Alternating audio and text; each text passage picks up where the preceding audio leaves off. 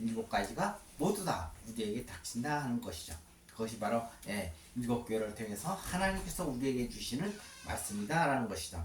요한계시록은 글자 그대로 마지막 때 일어날 일을 기록하고 있는 것이죠. 또 산자와 죽은 자를 갈라내는 것이 바로 요한계시록이다라는 것이죠. 그 여기까지 유다서까지는 권면하고 회개하고를 요청했지만 요한계시록에 와서는 회개하고 권면하고 요청하는 것이 아니라 바로 산자와 죽은 자를 갈라내는 것이다라는 것이죠. 자, 그런데 우리 오늘 사대교회를 보면 하나님이 칭찬과 또 책망과 그다음에 상급이 같이 있는 걸 보게 되죠. 칭찬하는 것은 바로 흰옷을 더럽히지 않았다. 많은 사람들 가운데 있으면서도 흰옷을 더럽히지 않았다. 하나님께서 그렇게 칭찬하셨죠. 또 하나는 그 다음에 이제 하나님께서는 책망하셨죠. 살았다 하는 이름을 가졌으나 죽은 자보다 또 흰옷을 더럽혔다. 그리고 하나님 앞에서 내 행위에 온전한 것을 찾지 못했다라고 하나님께서 책망하시죠. 그러나 이 모든 것을 이기는 자에게는 상급을 주시면서 흰옷을 입을 것이다. 또 그리고 생명책에 그 이름을 기록하고 아버지 앞과 천사들 앞에서 시인하겠다라는 그런 고소 상급을 주셨죠. 흰옷을 기록하고 흰옷을 입게 하고 또 생명책에 그 이름을 기록하고 또 아버지 앞과 천사들 앞에서 그 이름을 시인하겠다라는 그런 상급을 주셨다라는 것을 알 수가 있죠. 바로 그러면 도대체 우리는 어떻게 살아가야 할 것인가라는 문제가 생기죠. 오늘 계시록 3장 1절에 보면 사대교회 사제에게 편지하라라는 얘기가 나오죠. 그다음 도대체 편지라는 것이 무엇인가? 편지는 바로 우리 헬라어로 보면 에피스톨레라는 단어를 써서 바로 편지가 바로 우리를 가리키는 것이 바로 편지죠. 편지가 모이고 모이면 책이 되는 것과 같이 바로 우리가 사람들 하나님의 자녀들이고 편지다라는 것이죠. 우리 고린도서 3장 2장 3절에 보면 너희는 우리의 편지라. 바로 너희 바로 하나님의 아들들이 하나님의 자녀들이 바로 우리의 편지다라는 것이죠. 우리 마음에 썼고 무사람이 알고 있는 바라. 바로 이 하나님께서 우리를 보고 편지라고 하는 것은 우리 마음판에 하나님이 뭘 기록하기 때문에 마음에 썼다라고 말씀하시죠. 그리고 무사람이 읽는 바라. 너희는 우리로 말미암아 나사람 그리스도의 편지니 바로 우리를 보고 그리스도의 편지다라고 고린도서 3장 3절을 얘기하고 있죠. 이는 먹으로 쓴 것이 아니오 오직 살아계신 하나님의 영으로 쓴 것이며 또 돌판에 쓴 것이 아니오 오직 육의 마음판에 쓴 것이다. 오직 우리의 마음판에 썼음으로 말미암아 우리를 그리스도의 편지다라고 말씀하고 있는 것이죠. 그렇다면 2000년 전에 사람들이 소식을 전할 때는 문서에 써서 전하기도 하지만 사람을 통해서 전하는 것이 일반적이었죠. 다시 말해서 우리 요즘 얘기하는 전령들, 다시 말해서 전령에게 내가 하고 싶은 말을 전하면 그 사람이 당사자한테 가가지고 똑같은 말을 전하는 것, 그것이 바로 전령의 임무죠. 바로 그리스도의 편지라는 것은 바로 예수 그리스도의 말을 우리가 똑같이 해야 된다라는 것이죠. 바로 우리가 그럴 의미에서 우리가 편지라는 것이죠. 바로 고린도서 6장 19절에 보면 너희는 너희가 하나님께로 받은 바 너희 가운데 계신 성령의 전인 줄을 알지 못하느냐. 그러므로 너희는 너희 자신의 것이 아니라 우리의 몸이 바로 성령의 전, 성령의 몸이다라는 것이죠. 성령으로 말미암아 우리가 그리스도의 편지가 된 사람들이다라는 것이죠. 우리를 무엇으로 값으로 산 것이 되었으니 그런즉 너희 몸으로 하나님께 영광을 돌리라. 바로 예수 그리스도가 우리를 대신하여 죽음으로 말미암아 우리를 값으로 사셨다라고 그렇게 말씀하시죠. 세상에 있는 모든 자들을 값으로 산 것이 아니라 하나님의 택하신 자들만을 값으로 사셨다라고 말씀하시죠. 그러므로 예수 그리스도 또한 하나님의 편지인 것이죠. 바로 예수님께서 바로 하나님 아버지의 보냄을 받아서 세상에 왔기 때문에 바로 예수님 또한 하나님 아버지의 편지다라고 하는 거죠. 우리도 편지지만 예수님도 하나님의 편지다라는 것이죠. 요한복음 14장 10절 11절에 보면 내가 아버지 안에 거하고 아버지는 내 안에 계신 것은 너희가 믿지 아니하느냐.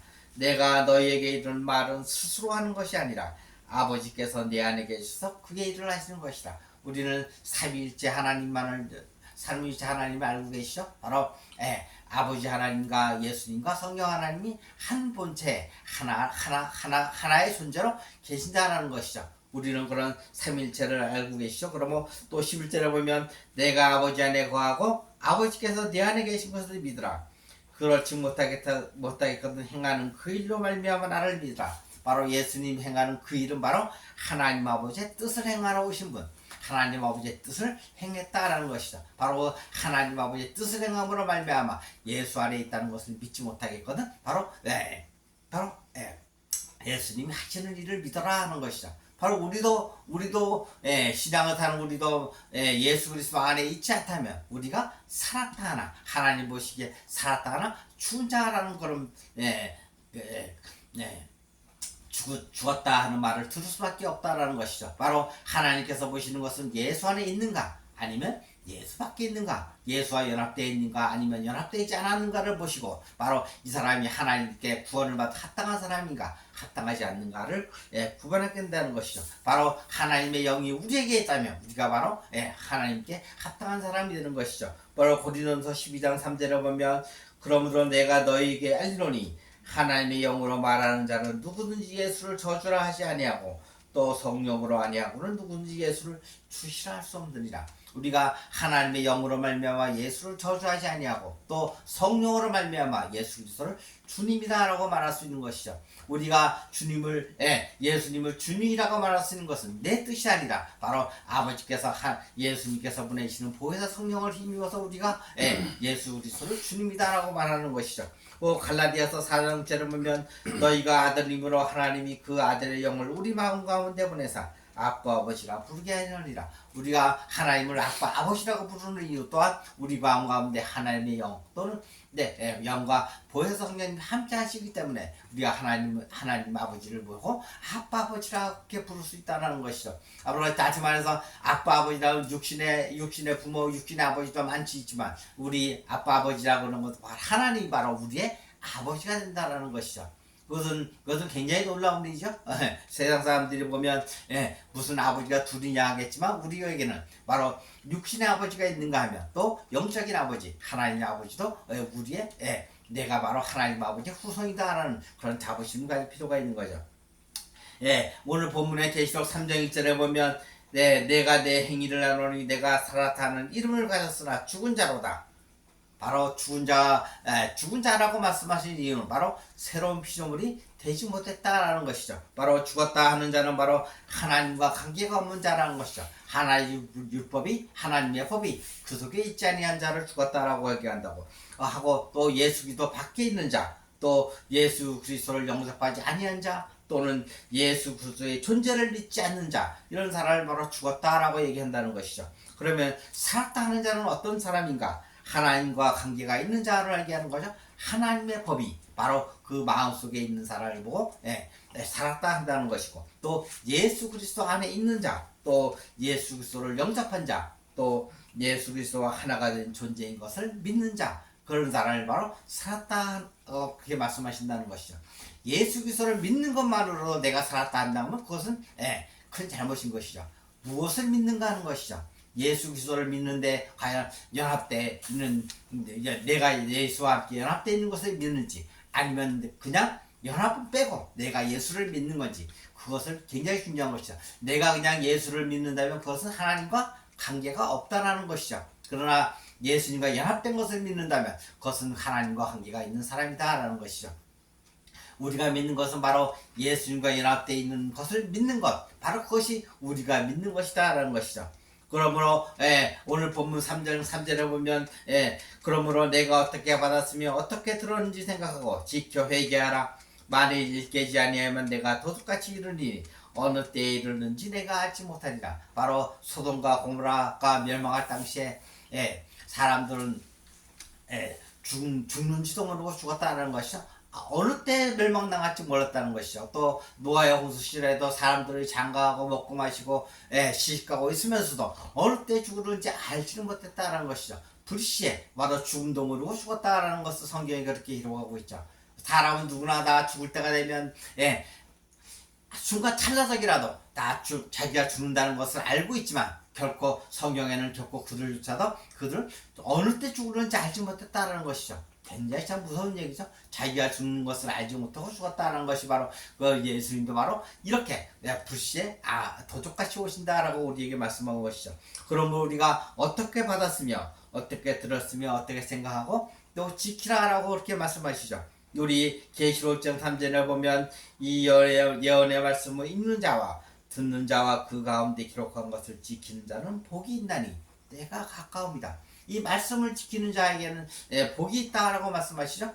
그러면 지키다라는 것은 성경에서는 무엇을 얘기하니까 우리는 그냥 무슨 물건을 지키는 것, 어떤 가족이라든가 어떤 조직의 규정한 것을 지키는 것, 조직을 간수하는 것을 지킨다라고 얘기하지만 성경에서 말하는 지키는 것은 무엇인가 라는 것이죠. 바로 성경에서 말하는 지키는 것이라 말씀을 듣고 착하고 좋은 마음으로 인내하여 결실하는 것, 또 다시 말해서 열매를 맺는 것을 지키는 것이다 라고 얘기하고 하나님 나라를 확장시키는 것, 또 복음으로 하나님의 세를 낳아서 키우는 것, 또 새로운 피조물 된 것을 잊지 않고 행동하는 사람들을 가리켜서 지키는 것이다 라고 얘기한다는 것이죠. 그러므로 하나님께서는 이러한 지키는 행위를 하지 않았다면 회개하라고 말씀하시죠.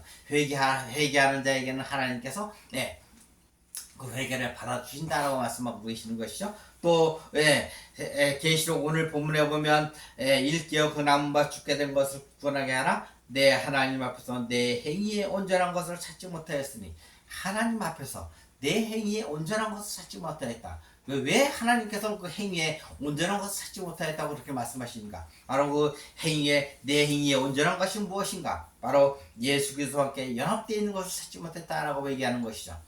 연합이라는 것이 굉장히 중요하죠. 우리가 지금까지 신앙생활하고 내가 예수를 믿고 예수 따로 나 따로 그런 신앙생활을 했다면 그것은 결코 하나님께 합당한 삶이 아니다라는 것이죠. 바로 예수 그리스도와 함께 연합되는 삶이야말로 하나님께서 보는 내 행위에 온전한 것이다 라고 얘기한다는 것이죠. 그러나 예수 그리스도와 내가 분리가 되어 있다면 하나님 보시기에 그 행위에 온전한 것이 아니다라는 것이죠. 바로 우리 로마서 6장 3절에서 5절 말씀에 보면 우리 그리스도와 함께 그리스도 예수와 합하여 세례를 받은 우리는 그의 죽으심과 합하여 세례를 받는 줄을 알지 못하느냐. 그러므로 우리가 그의 죽으심과 합하여 세례를 받음으로 그와 함께 장사되었나니, 또 세례를 받는 것이 바로 예수와 함께 장사되는 것, 예수와 함께 죽는 것이 세례를 받았다라는 걸 얘기하고 있죠.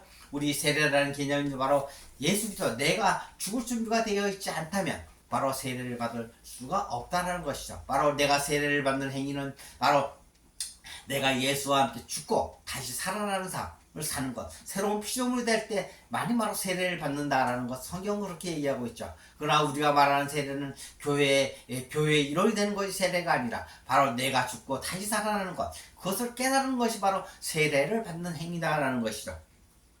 이는 아버지의 영광으로 말미암아 그리스도를 죽은 자 가운데서 살리신 것 같이 우리도 또한 새 생명 가운데서 행하게 하려 합니다. 새로운 생명, 새 생명이란 바로 새로운 피조물을 얘기하는 것이죠. 바로 만일 우리가 그의 죽으신 것 같은 모양으로 연합한 자가 되었으면 또한 그의 부활과 같은 모양으로 연합한 자도 되리라. 그러므로 우리는 빌립보서 2장 5절에 보면 너희 안에 이 마음이나 곧 그리스도 예수의 마음이니, 우리가 바로 새로운 피조물이 되었다면 그리스도 예수의 마음을 품어야 된다는 것이죠. 우리가 그리스도의 죽음과 나의 죽음, 그리스도가 나를 대신해서 죽은 것은 사실이지만, 대신해서 죽은 것은 사실이지만, 나도 그리스도 예수님이 나를 영접하고 내가 그 예수를 영접할 그 순간에, 동시적인 그 순간에 나는 죽고 새로운 삶으로 부활한다는 것을 그것을 믿어야 한다는 것이죠. 그것을 믿지 못하고 내가 죽고 새로운 삶으로 부활하지 못했다면 나는 여전히 예수 그리스도와 함께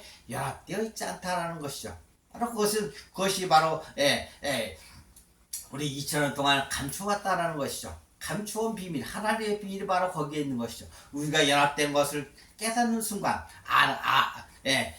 연합되어 있다는 것을 알고 그 다음에 내가 연합되어 하나님께 기도하는 것, 그것이 바로 우리의 삶이라는 것이죠. 그러나 내가 연합되어 있는 것조차 모르고 주님 앞에 간다면 주님은 내쳐버린다라는 것을 우리는 분명히 기억해야 되는 것이죠. 그러나 연합된다는 것을 내가 알고 내가 연합되지 않았다면 주님께 회개하고 내가 연합할 수 있는 기회를 달라고 주님께 기도하는 것이 바로 우리의 사명이다라는 것이죠. 네, 그런 사람에게는 반드시 신호 쓰이게 하고 또 생명책에 그 이름을 기록하게 한다라는 것이다. 바로 계시록